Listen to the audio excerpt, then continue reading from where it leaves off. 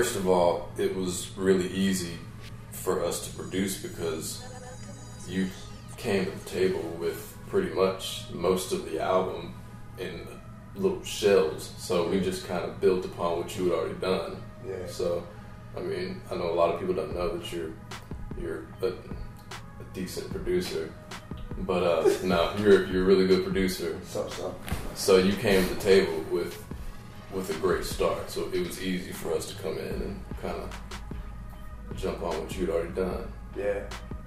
What I loved about it was, like, I know this is like the trend now, but like, I'm not a beat maker, I'm a producer. Mm-hmm. Like, I loved how we were like trying to make songs, like songs, not just bought like loop 4-bar loop beats, but like it's like a roller coaster. It's like a ride through. And I think we accomplished what you were trying to do with your album. Is like we're driving through Minorville. Yeah. So we're driving by different parts of the city and hearing it. Yeah. And so it's like we were trying to paint with the audio what you wanted to see with the visually. Yeah. Driving through the city. Yeah. So. And it wasn't a situation where we were in a different city making beats and emailing them, right? And then you getting beats and then writing to them. It was more you had some ideas. We all came together in the same room, just vibed out, and I think that's why it's such a special project. Yeah. So when I first sat down and was thinking of creating an album, I feel like, especially in today's world, like technology is dope because it allows us to do so much more. Like, I mean, Pro Tools, you get all these tracks. With Logic, you get like unlimited tracks, and you can do so much with it. But I think it's made us lazy. You know, a lot of guys, they never even see producers, and not to say that that's a bad way to produce music, but I know for me, I get energy when I'm in the studio with guys. So I kind of had it in my mind when I was making records.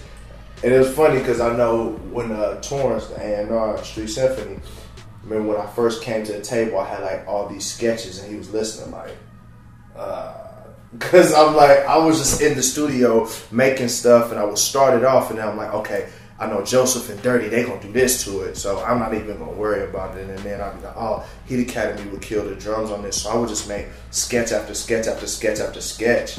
But the magic happened when we got in the studio because, I mean, we literally would be like, I would start working on a beat and then Joseph would get on there and work on it for about an hour, and then Dirty would get on there and work on it for an hour, and then you know, Dirty would do a lot of stuff, and then Joseph would tell him that it sucks and he'd strip it away. pretty much, I was the coffee man. I got coffee and snacks for everybody. Not true. But, one of my favorite moments was when the three of us were at one keyboard for the chorus of Hot Air Balloon. And three dudes working on one synth. No, I should go like this. You have 6 hands on one keyboard. Oh, yes. And smacking each other's hands out the way like, no, do it like this. I think that's what made it so dope is because you hear a little piece of each of us in that one synth. Yeah. I think that's really cool. But it was just hard work, man. But I think that if I was to say what would make the album any different would be, I think that's the thing is that we all sat down and it was like, yo, we're not leaving until this is amazing. And then we were honest with one another. Like if I brought something to the table and it was garbage, like there was no feelings. It was about just the music, just making the music good. Like I didn't have to get my little parts in. Like even on some songs, I might have just put a hi-hat in there, and then on other songs, Joseph might have took a lot of the lead, but we all would just be in the. It's just about the music. It's not like, all right, well, I gotta make sure I get my little 5 little instruments in there so we can be evenly split. I think what you said about us being honest was really important. I remember on Hot Air Balloon, I added a techno part at the end, and I fought for that techno part, but these guys, you know, they shut that down. That must sound like a circus. Like